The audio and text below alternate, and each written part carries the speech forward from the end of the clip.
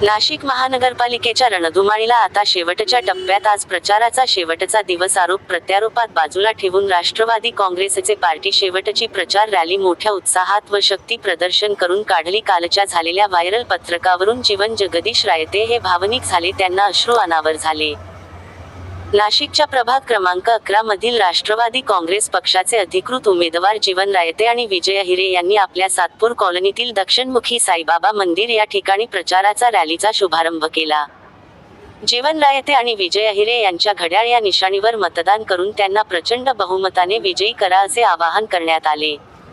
सातपूर कॉलनीतील दक्षिणमुखी साईबाबा मंदिरामध्ये प्रचाराचा रॅली शुभारंभ करण्यात आला. यावेळी जीवन रायते आणि विजय हिरे यांचा मित्रपरिवार मोठ्या संख्येने उपस्थित होता. तर राष्ट्रवादी काँग्रेस पार्टी अजितदादा पवार गटाचे पदाधिकारी कार्यकर्तेही उपस्थित होते.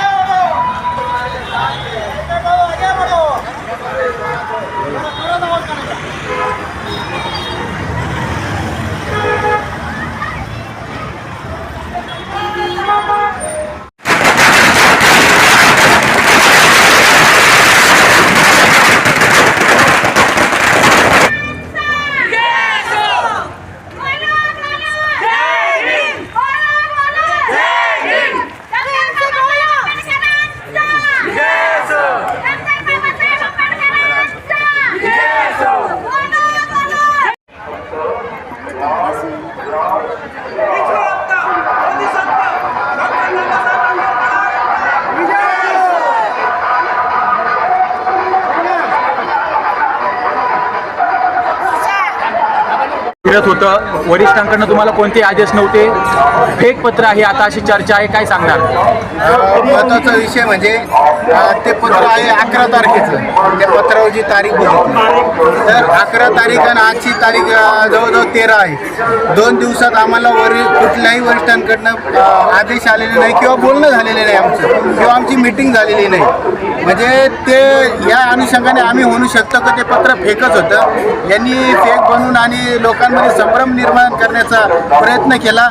आणि आमचा जो प्रचाराचा झंझावात आहे इतक्या गेल्या 10 दिवसापासून घरोघरी वेळोवेळी जाऊन एक घरी 4-4, 5-5 चक्कर मारून आम्ही आमचा प्रचार केलेला आहे.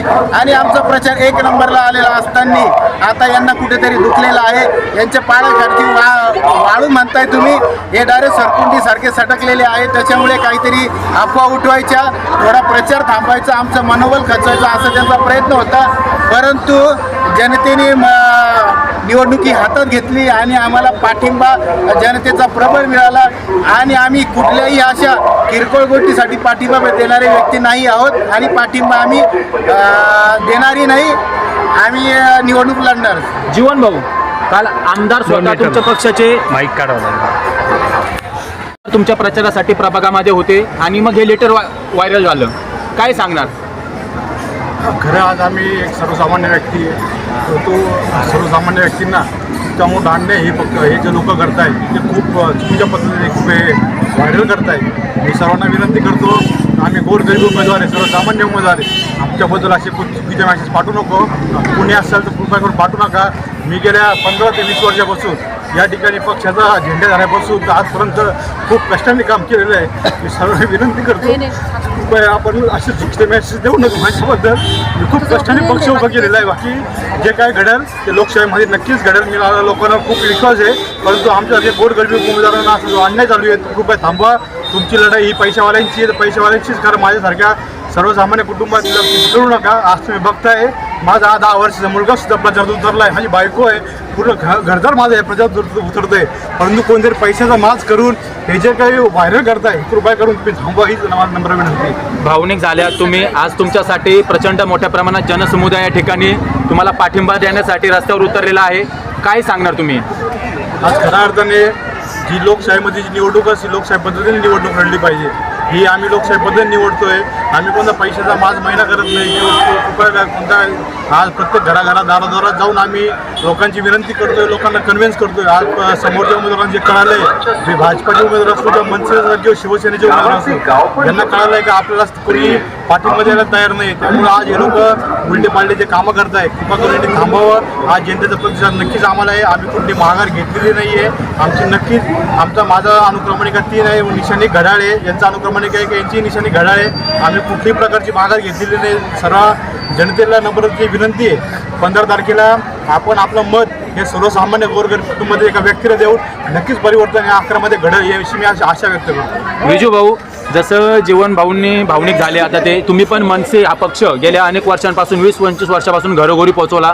तुमचं पण ऐन निवडणुकीच्या तोंडावरती तिकीट कापण्यात आलेलं आहे. तुम्ही राष्ट्रवादी काँग्रेसमध्ये प्रवेश घेत तुम्हाला तिकीट दिले अपक्षाने.